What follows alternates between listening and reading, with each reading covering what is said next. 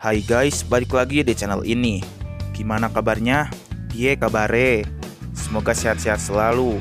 Dan di kesempatan kali ini, aku mau ceritain alur cerita dari film Bisikan Iblis yang sempat tayang tahun 2018 lalu. Yo, daripada lama-lama, sedain dulu aja secangkir teh hangat biar makin enjoy nontonnya. Semoga terhibur ya.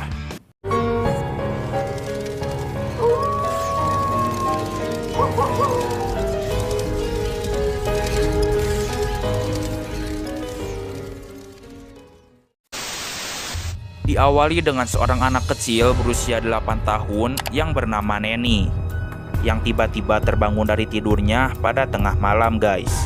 Tak lama dari itu, ia melihat sosok iblis hitam yang seketika merenggut nyawa ibunya yang bernama Sophia dengan cara yang tragis.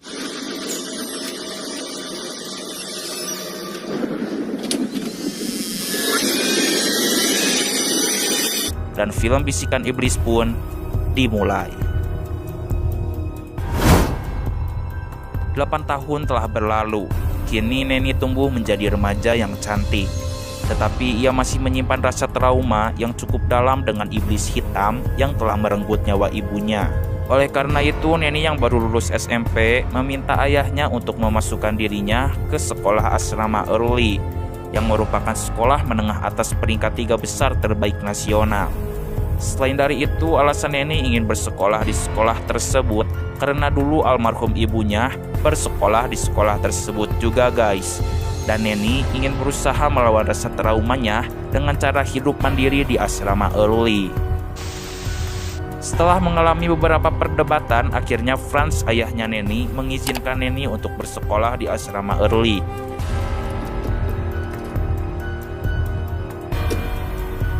Sesampainya di sana, ia sudah merasa tidak enak dan melihat sosok hantu yang sedang bermain bola basket. Namun Neni berusaha tegar dan tidak ingin merasa takut kembali. Neni pun tinggal di asrama Blok Melati. Hari pertama sekolah telah tiba.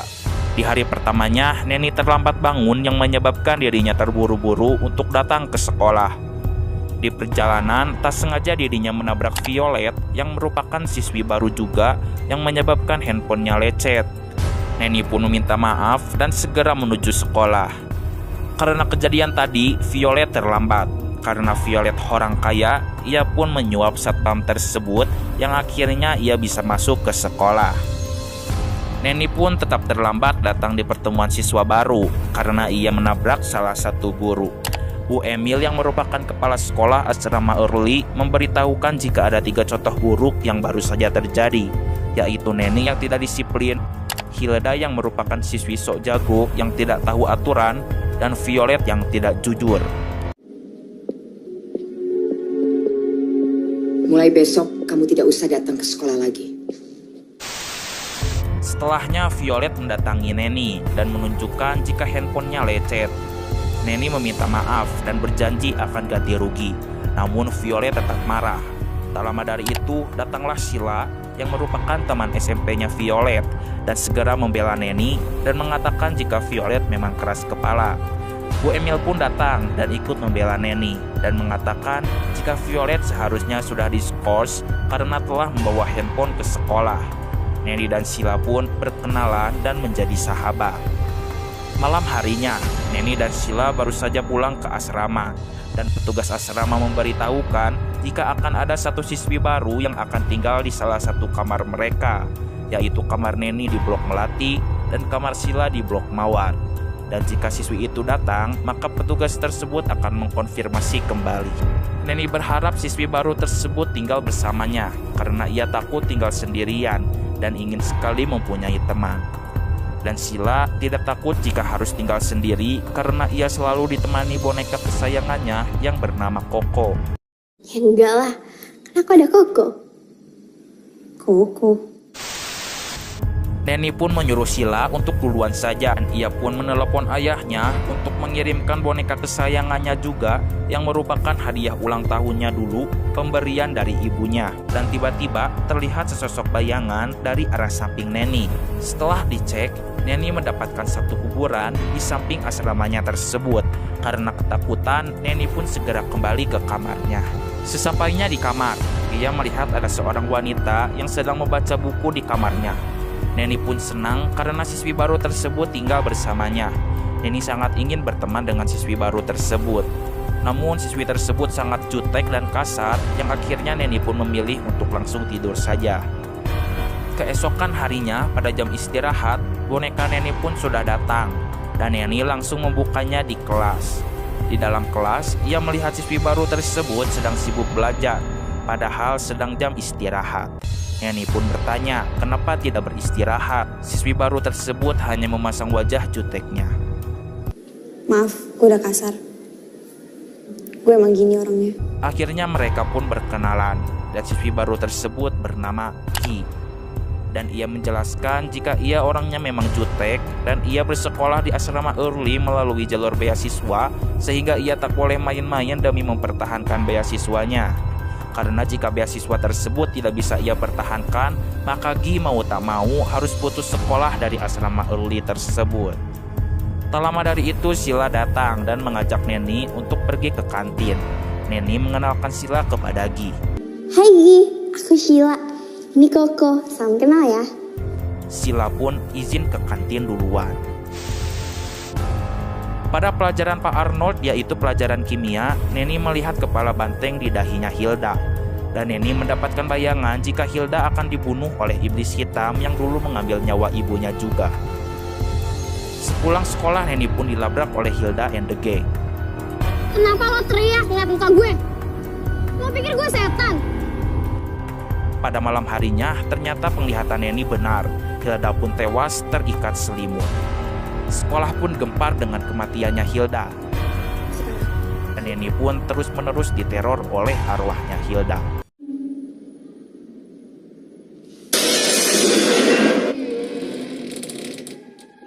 Sepulangnya sekolah, Gi yang sama-sama bisa melihat makhluk goib mengatakan jika arwah Hilda tidak jahat.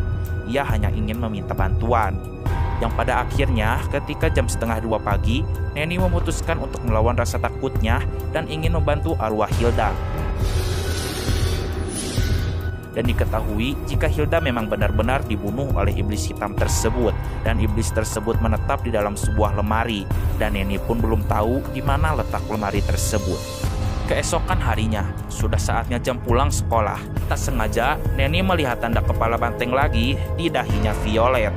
Kemudian Neni mendapatkan bayangan jika Violet akan dibunuh oleh iblis hitam dan segera memberitahukannya kepada Sila. Sila pun segera membawa Violet kepada Neni yang bertujuan untuk memberitahukan jika nyawanya sedang diincar oleh iblis hitam. Namun karena sifat Violet yang keras kepala, ia pun tak percaya dan menganggap Neni aneh. Neni tak menyerah begitu saja. Ia pun mengikuti kemana Violet akan pergi dan berusaha melindunginya dari iblis hitam. Sayangnya usaha Neni sia-sia saja. Violet pun tewas tertabrak oleh lemari si iblis hitam tersebut. Sekolah kembali geger dengan kematian Violet. Bu Emil pun meliburkan semua siswinya selama 1 minggu dan akan mengusut kasus ini lebih dalam bersama pihak yang berwajib. Arwah Violet pun meminta bantuan Neni untuk mengungkapkan kejadian sebenarnya. Oleh karena itu Neni dan Sila segera menuju rumah Bu Emil. Ini siapa? Itu Anastasia, anak saya. Neni pun memberitahukan jika Hilda dan Violet meninggal bukan karena bunuh diri ataupun kecelakaan, melainkan mereka telah dibunuh oleh iblis hitam. Kemudian Bu Emil bertanya, apakah Neni memiliki bukti? Neni pun menjawab tidak. Dan Bu Emil mengatakan jika ia akan berusaha untuk mengungkap masalah tersebut dan menyuruh Neni dan Sila fokus belajar saja untuk menghadapi ujian semester. Sesampainya di asrama, Neni mendengar kembali suara bola basket. Neni pun menyuruh Sila untuk pergi duluan ke kamarnya. Dan kemudian Neni mendekati arwah siswi yang suka memainkan bola basket tersebut. Tiba-tiba arwah siswi tersebut memberikan bayangan kematiannya yang memperlihatkan jika ia bernama Helena. Dan sebelum kematiannya, dia sempat membaca sebuah buku dan langsung terdorong oleh lemari iblis hitam yang menyebabkan ia jatuh dari tangga dan meninggal. Neni pun disadarkan oleh Ki. Dan ia melihat jika bola basket hantu tersebut masih ada dan terdapat simbol berupa gambar dan angka 113. Neni kebingungan dengan simbol tersebut dan Gi menyarankan Neni untuk menanyakan simbol tersebut kepada Bu Shirley yang merupakan penjaga perpustakaan. Diketahui juga nih guys, jika Bu Shirley ini sangat tahu tentang segala sesuatu yang ada dan bersangkutan dengan asrama Early, sehingga Gi pun menyarankan Neni untuk bertanya kepada Bu Shirley saja. Keesokan harinya, Neni dan Sheila pergi ke perpustakaan. Bu Shirley mengatakan jika simbol tersebut berada di dalam buku yang berjudul Necromancy History. Dan tiba-tiba saja Gi sudah berada di perpustakaan dan menemukan buku tersebut dan menyuruh Neni untuk membuka halaman 113. Dan ternyata buku tersebut sama persis dengan buku yang dibaca oleh Helena, si hantu pembawa bola basket. Neni dan Sheila pun segera membaca buku tersebut. Necromancy adalah ilmu hitam yang dapat membangkitkan orang yang telah mati. Trik ini membutuhkan korban sebanyak 16 jiwa demi membangkitkan secara utuh mayat menjadi hidup. Sang iblis akan mengumpulkan jiwa-jiwa tersebut dan dikumpulkan dalam wadah berupa guci. Dan iblis ini diciptakan dari bayangan dan sangat takut dengan cahaya. Ya jadi kira-kira gitu guys isi dari halaman 113 tersebut. Neni mengatakan jika mereka harus segera menemukan guci iblis hitam tersebut. Sheila pun menanyakan di mana letak guci tersebut. Seketika Neni teringat kembali kepada petunjuk Hilda jika iblis hitam tersebut menetap di dalam sebuah lemari dan mungkin saja guci yang mereka cari ada di dalam lemari tersebut guys. Mereka kebingungan mencari lemari yang sesuai dengan petunjuk arwahnya Hilda. Neni pun memutuskan mengecek terlebih dahulu ke ruangan guru BP. Namun sayangnya ruangan tersebut dikunci. Kemudian mereka melihat ada sebuah ruangan yang tidak dikunci. Neni pun segera masuk ke dalam ruangan tersebut dan Sheila jaga-jaga di depan ruangan. Di dalam ruangan, Neni mendapatkan sebuah foto Pak Ronald dan istrinya. Seketika iblis hitam itu pun muncul kembali. Mereka pun lari ketakutan hingga menabrak penjaga asrama. Kemudian Neni segera menanyakan tentang istri Pak Arnold kepada penjaga asrama tersebut. Penjaga asrama itu pun mengatakan jika istrinya Pak Arnold telah meninggal sejak 2 tahun yang lalu. Neni segera melihat buku yang baru saja ia pinjam dari perpustakaan tadi. Dan ternyata tercatat jika Pak Arnold telah meminjam buku tersebut pada 2 tahun yang lalu. Neni pun yakin jika Pak Arnold lah dalang dari semua masalah ini. Tak lama kemudian tanda kepala banteng muncul kembali di dahi Sheila. Neni berusaha agar Sheila bisa bertahan hidup dan segera menuju ke rumahnya Bu Emil. Sesampainya di rumah Bu Emil, Neni memberitahukan jika Pak Arnold lah dalang dari semua masalah ini. Neni mengatakan jika Pak Arnold sedang berusaha membangkitkan jiwa istrinya yang telah mati. Dan Neni selalu curiga dengan gelagatnya Pak Arnold ketika ada korban. Dan karena cukup bukti, Bu Emil langsung menyuruh orang untuk mencari dan membawa Pak Arnold ke rumahnya karena Pak Arnold tak bisa dihubungi. Tiba-tiba arwah Helena, Hilda, dan Violet datang menghampiri Neni yang bermaksud untuk meminta tolong kembali. Neni yang kebingungan dengan arti dari para arwah tersebut segera menuju ke sekolah kembali dan menitipkan Sheila kepada Bu Emil. Sesampainya di sekolah, Neni melihat Gi masih ada di perpustakaan. Neni dan Gi pun segera melihat data-data korban yang telah tewas karena iblis hitam. Dan tiba-tiba Neni tertidur. Neni diberi bayangan oleh Gi tentang kejadian 16 tahun yang lalu. Gi memperlihatkan ibunya Sophia dulu saat masih muda berteman dekat dengan Gi. Karena pintar, ibunya Sophia membantu Gi dalam belajar supaya Gi bisa mempertahankan beasiswanya. Dan ia diperlihatkan kepada Anastasia yang merupakan anak dari Bu Emil yang sedang dihukum karena mendapatkan nilai yang jelek dan memiliki sedikit peluang untuk mendapatkan beasiswa. Jadi Ibu Emil ini maksa Anastasia buat bisa merebut beasiswa karena hanya masalah gengsi guys. Sophia dan Gi pun membantu Anastasia hingga nilai Anastasia melonjak naik. Sehingga Anastasia bisa saja merebut posisi beasiswa yang sedang dipertahankan oleh Gi. Oleh karena itu Gi mulai menganggap Anastasia sebagai saingannya dan persahabatan mereka pun mulai renggang. Tepat pada hari ulang tahun Anastasia, Gi meletakkan racun di dalam kuenya. Dan Gi tidak ikut yang beralasan sibuk belajar. Dan Sophia sudah tahu jika kue ulang tahun tersebut beracun, sehingga Sophia pun membuangnya dan membeli yang baru. Sesampainya di rumah Anastasia, Sophia melihat Anastasia sedang berdebat dengan Bu Emil. Anastasia tidak menginginkan beasiswa tersebut dan ingin berhubungan baik dengan Gi kembali. Namun Bu Emil sangat egois dan menamparnya. Kemudian Anastasia merayakan ulang tahunnya bersama Sophia. dan saat Sophia akan pamit, Anastasia memberikan surat kepadanya dan memohon untuk membacanya di asrama saja. Sophia pun memenuhi keinginan Anastasia. Dan ternyata itu surat pesan dan kesan untuk terakhir kalinya dari Anastasia. Anastasia pun bunuh diri dengan meminum racun, dan tak sengaja racun tersebut mengenai kue pemberian Sophia yang sudah Anastasia makan, sehingga Bu Emil sangat sedih dan mengira jika Sophia lah yang telah membunuh anaknya. Sophia pun ditangkap oleh polisi, dan Sophia menyuruh Guy untuk membaca surat dari Anastasia. Guy merasa sangat bersalah. Guy menyesal karena ia telah memusuhi sahabat yang sangat menyayanginya, sehingga sahabatnya tersebut memilih mundur dan memberikan beasiswanya tersebut kepadanya. Pada akhirnya Guy pun memutuskan untuk membunuh dirinya sendiri dengan cara meminum racun. Sophia pun telah dibebaskan oleh Franz temannya, karena Franz menyerahkan surat Anastasia kepada pihak polisi, sehingga kematian Anastasia murni bunuh diri dan bukan rencana pembunuhan dari Sophie. Setelah lulus, Franz dan Sophie pun menikah dan memutuskan untuk merahasiakan semua kejadiannya kepada siapapun, termasuk kepada anaknya, yaitu Nenny. Sedangkan Bu Emil masih sangat terpuruk dan memilih untuk membangkitkan kembali anaknya yang sudah meninggal dengan bersekutu dengan iblis. Oleh karena itu, Bu Emil membutuhkan korban sebanyak 16 jiwa untuk membangkitkan kembali anaknya Anastasia. Nenny pun sadar, dan selama ini Guy merupakan teman goibnya saja.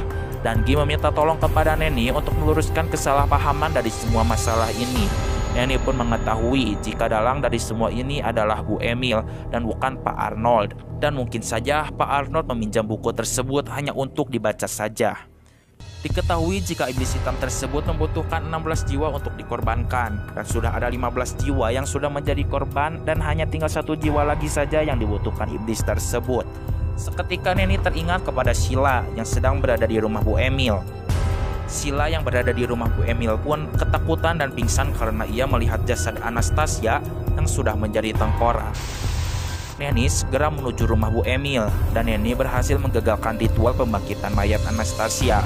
Nenny pun segera menyadarkan Sheila. Setelah Sheila sadar, tiba-tiba pintu yang berada di depan mereka terbuka dengan sendirinya, dan terlihat sebuah lemari yang ternyata lemari tersebut merupakan tempat tinggal iblis hitam. Iblis hitam tersebut tiba-tiba keluar dan menyerang Nenny hingga tubuh Nenny terangkat ke atas dinding. Sheila segera mengambil guci di dalam lemari tersebut yang merupakan tempat berkumpulnya jiwa-jiwa yang telah menjadi korban iblis hitam. Guci tersebut pun dipecahkan yang menyebabkan Nenny selamat dari serangan iblis hitam. Tak lama dari itu, iblis hitam keluar kembali dan menarik kaki Sheila. Nenny berusaha menahan Sheila yang kemudian datanglah Guy dan ibunya untuk membantu Nenny menarik Sheila. Dan Sheila pun selamat dari iblis hitam tersebut. Franz, ayahnya Nenny, seketika teringat dengan kematiannya Anastasia dulu yang merupakan anak dari kepala sekolah asrama Early, dan ia khawatir kepada keadaan putrinya Nenny yang sedang bersekolah di asrama Early, sehingga Franz pun segera menengok Nenny. Di sekolah, Franz mendapatkan informasi jika Nenny telah pergi ke rumah Bu Emil, dan sesampainya di rumah Bu Emil, Franz pun segera membawa Sheila dan Nenny keluar dari rumah tersebut dan segera ke rumah sakit. Saat akan keluar rumah, tiba-tiba Bu Emil bangun dan langsung menjandra Nenny dengan pisau. Bu Emil pun ditenangkan oleh Franz dan memberitahukan jika Bu Emil sia-sia saja memanggil arwah Anastasia kembali, karena yang Bu Emil bangkitkan bukan Anastasia, melainkan sosok iblis hitam. Bu Emil pun sadar dan langsung mendekati jasad anaknya sambil menangis. Setelah kejadian semua ini berakhir, akhirnya Nenny pun berziarah ke makam Guy dan memberikannya bunga, karena Guy merupakan sahabat ibunya dan merupakan sahabatnya juga. Sedangkan Bu Emil dimasukkan ke dalam penjara dan mengalami gangguan kejiwaan.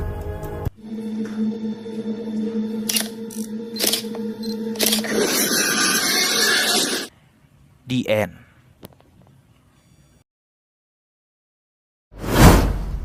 Oke guys, itu dia seluruh alur cerita dari film Bisikan Iblis ini. Pesan yang dapat diambil dari film ini adalah